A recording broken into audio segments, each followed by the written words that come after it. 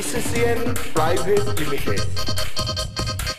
আপনারা দেখছেন ইসিসিএন খবর। ইসিসিএন খবর সবার মাঝে, সবার সাথে।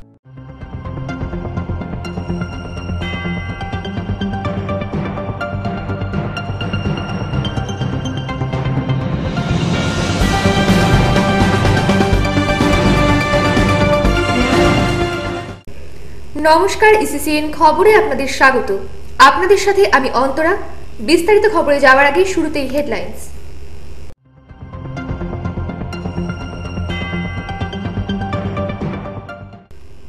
মাধ্যমিক পরীক্ষার্থীর ব্যাগ থেকে বোমা উদ্ধারের ঘটনায় চাঞ্চল্য দিনহাটায়।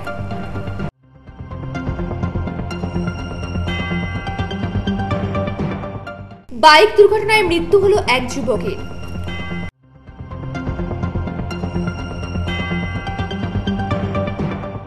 আন্তর্জাতিক সাহিত্য সম্মেলন শুরু হলো দিনহাটায়। আসছে বিস্তারিত খবরে। মাধ্যমিক পরীক্ষার্থীর ব্যাগ থেকে বোমা উদ্ধারের অভিযোগকে কেন্দ্র করে উত্তেজনা ছড়িয়ে পড়ল দিনহাটায়। ঘটনাটি ঘটেছে দিনহাটা পাঁচমাথা মোড় সংলগ্ন একটি রাষ্ট্রায়ত্ত ব্যাংকের সামনে। ওই ঘটনায় ব্যাপক চাঞ্চল্য সৃষ্টি হয়েছে এলাকায়। স্থানীয় সূত্রে জানা গেছে, এদিন পশ্চিমবঙ্গ মাদ্রাসা শিক্ষা পর্ষদের শেষ ইসলামিক পরিচয় পরীক্ষা ছিল ওই যুবকের। তাদের বাড়ি দিনহাটা ওকরাবাড়ি গ্রাম পঞ্চায়েতের মাহেশ্বর এলাকা। তারা মুন্সিরহাট সাদেকিয়া হাই মাদ্রাসার ছাত্র ছিল। তাদের পরীক্ষা সেন্টার ছিল দিনহাটা জোরপাকুড়ি হাই স্কুলে। তারা সেখান থেকে পরীক্ষা দিয়ে 3 বন্ধু মিলে দিনহাটা পাঁচমাথা মোড় সংলগ্ন একটি রাষ্ট্রায়ত্ত ব্যাংকের সামন দিয়ে যাচ্ছিল। সেই সময় তাদের মধ্যে এক বন্ধু চিৎকার করে ওঠে তাদের মধ্যে একজনের ব্যাগে বোমা আছে। সেই সময় স্থানীয় কয়েকজন লোক ওই পরীক্ষার্থীকে আটক করে। তারপর খবর দেওয়া হয় পুলিশকে। খবর পেয়ে ঘটনাস্থলে ছুটে আসে দিনহাটা থানার পুলিশ। পরে ঘটনাস্থল থেকে ওই মাধ্যমিক পরীক্ষার্থীকে আটক করে থানায় নিয়ে আসে। তার ব্যাগ থেকে 2টি বোমা পাওয়া গেছে বলে পুলিশ সূত্রে জানা গেছে। দিনহাটা থানার আইসি সঞ্জয় দত্ত বলেন, ওই ছাত্রের কাছ থেকে 2টি বোমা পাওয়া গেছে, তাকে জিজ্ঞাসাবাদ করা হচ্ছে। ইসিসিএন খবর, দিনহাটা। বাইক দুর্ঘটনায় মৃত্যু হলো এক যুবকের।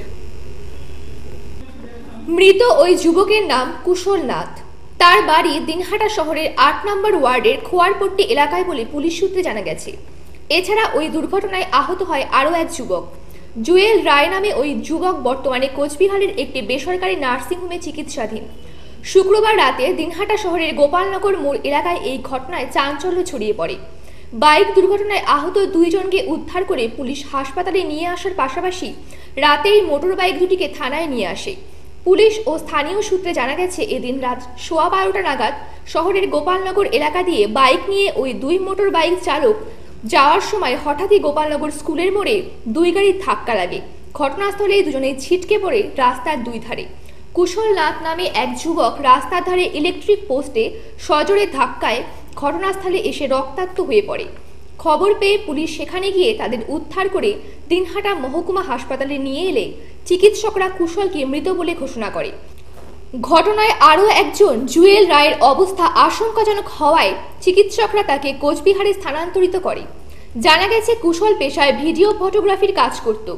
অপরজন জুয়েল রায় পেশায় আইনজীবী। দুজনই হেলমেট ছাড়া মদ্যপ অবস্থায় ছিল বলেও পুলিশ সূত্রে জানা গেছে। দিনহাটা থানার আইসি সঞ্জয় দত্ত জানান, বাইক দুর্ঘটনায় মৃত কুশল নাথের মৃতদেহ উদ্ধার করে ময়নাতদন্তে পাঠানো হয়েছে। দুর্ঘটনায় যুবকের মৃত্যুর ঘটনায় এলাকায় শোকের ছায়া নেমে এসেছে। যত্রতত্র দুর্ঘটনা রোধে রাজ্যের মুখ্যমন্ত্রী মমতা বন্দ্যোপাধ্যায় যখন সেফ ড্রাইভ সেফ লাইফ নিয়ে জোর গুরুত্ব দিয়েছেন, ঠিক তখন দিনহাটায় হেলমেটে গাড়ি চলছে বাধাহীনভাবে।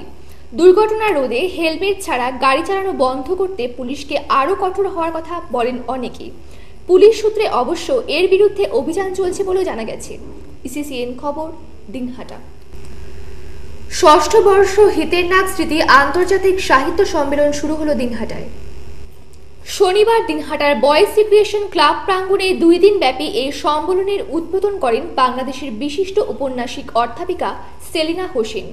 2 দিনের এই সাহিত্য সম্মেলনে উপস্থিত ছিলেন বাংলাদেশের মুক্তিযোদ্ধা আনোয়ার হোসেন, আনন্দ পুরস্কার প্রাপ্ত কবি সুধীর কুমার দত্ত, কবি শ্রীজাত, ভুটানের অবসরপ্রাপ্ত শিক্ষা আধিকারিক HB বিশ্ব, নেপালের সুভদ্রা ভট্টরাই, প্রাবন্ধিক স্বপন কুমার মণ্ডল প্রমুখ। সম্মেলনে বাংলাদেশ ছাড়াও এ রাজ্যের প্রায় সমস্ত জেলা ছাড়াও মেঘালয়, অসম, সিকিম, ঝাড়খণ্ড কবি, সাহিত্যিক, সাংবাদিক সহ সৃজনশীল বহু মানুষ যোগ দিয়েছেন। সম্মেলনে বক্তব্য রাখতে গিয়ে অধ্যাপিকা সেলিনা হোসেন বলেন, সাহিত্যের কোনো সীমান্ত নেই, তাই সব দেশ থেকে কবি সাহিত্যিকরা এসেছেন এই আসরে। তিনি বলেন, বাংলাদেশের মুক্তিযুদ্ধের সময় ভারত যেভাবে সহযোগিতা করেছে তার ঋণ শোধ করতে আসেনি, তার মূল্য স্বীকার করতেও আসেনি, তবে তাকে স্মরণ করার জন্যই তিনি দিনহাটায় এই সাহিত্য সম্মেলনে এসেছেন বলে জানান। ভৌগোলিক সীমান্ত যা থাক, সাহিত্যের চেতনার মধ্য দিয়ে আমরা এক হয়ে থাকতে চাই বলে উল্লেখ করেন উদ্বোধক সেলিনা হোসেন।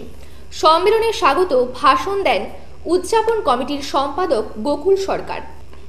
এবার 2017 সালের হিতের নাগ স্মৃতি সম্মান প্রদান করা হয় মালদহের তৃপ্তি সাঁতরা। 2019 সালের ওই সম্মান প্রদান করা হয় গল্পকার জলপাইগুড়ির মৃগাঙ্ক ভট্টাচার্য। কবি হিসেবে এই সম্মান পায় কমলেশ রাহা রায়।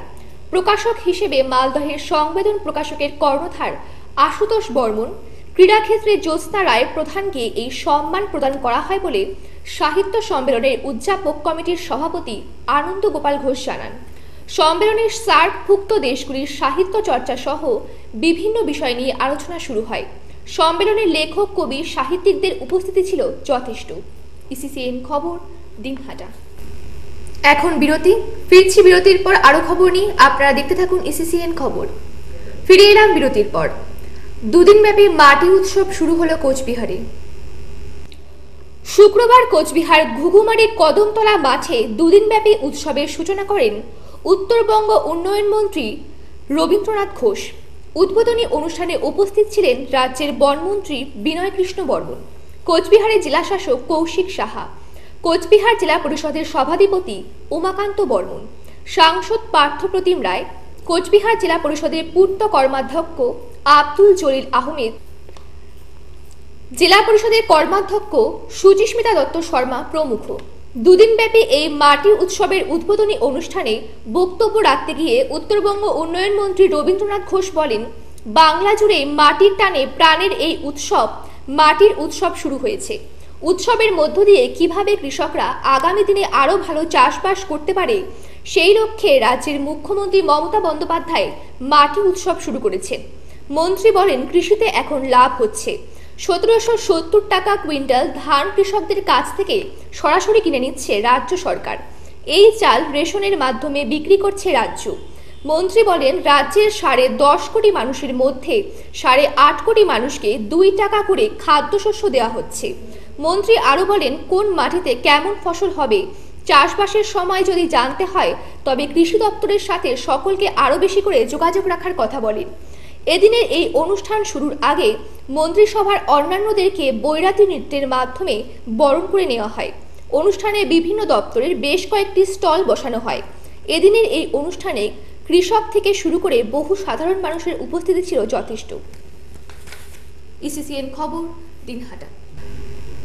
সমাজের দুস্থ অসহায় মানুষদের সুস্থ স্বাভাবিক রাখতে বিনামূল্যে স্বাস্থ্য পরিষেবা দেওয়া ছাড়াও তাদের হাতে প্রয়োজনীয় ওষুধ তুলে দেওয়া হলো। বিবর্তন ভরসা ওয়েলফেয়ার সোসাইটির উদ্যোগে দুস্থ ও অসহায় মানুষগুলোকে স্বাস্থ্য পরিষেবা দেওয়া ছাড়াও তাদের দ্বিপ্রাহরিক আহারের ব্যবস্থা করা হয়। শনিবার দুপুরে দিনহাটা শহরের 4 নম্বর ওয়ার্ডে বিবর্তন ভরসা ওয়েলফেয়ার সোসাইটির উদ্যোগে এই স্বাস্থ্য পরীক্ষা শিবিরে দুস্থ অসহায় বয়স্ক রোগীদের স্বাস্থ্য পরীক্ষা করেন দিনহাটা মহকুমা হাসপাতালের চিকিৎসক উজ্জ্বল আচার্য। এদিনের এই স্বাস্থ্য পরীক্ষা শিবিরে উপস্থিত ছিলেন সারদা প্রসন্ন ঘোষ, গোপা পাল, মৃণাল রায়, ধ্রুবজ্যোতি চক্রবর্তী, আবু আরশাদ আয়ুব প্রমুখ। সংগঠনের নতুন কার্যালয়ে এখন থেকে প্রতি মাসের শেষ শনিবার দুস্থ অসহায় বয়স্ক রোগীদের স্বাস্থ্য পরীক্ষা শিবির সংস্থার গধুলি বাজারের কার্যালয়ে অনুষ্ঠিত হবে বলে ডাউলোজ্জ্বল আচার্য জনমানুষের স্বাস্থ্য পরীক্ষা করা ছাড়াও তাদের হাতে বিনামূল্যে প্রয়োজনীয় 25 জানান। এদিনের এই শিবিরে প্রায় ওষুধ তুলে দেওয়ার পাশাপাশি দ্বিপ্রাহরিক আহার ব্যবস্থা করা হয়। বিনামূল্যে স্বাস্থ্য পরিষেবা পেয়ে স্বাভাবিকভাবেই খুশি অসহায় এই মানুষগুলো। ইসিসিএন খবর, দিনহাটা। ইসিসিএন খবর এখনকার মতন এ পর্যন্তই। আপনারা দেখতে থাকুন ইসিসিএন খবর, সবার মাঝে সবার সাথে।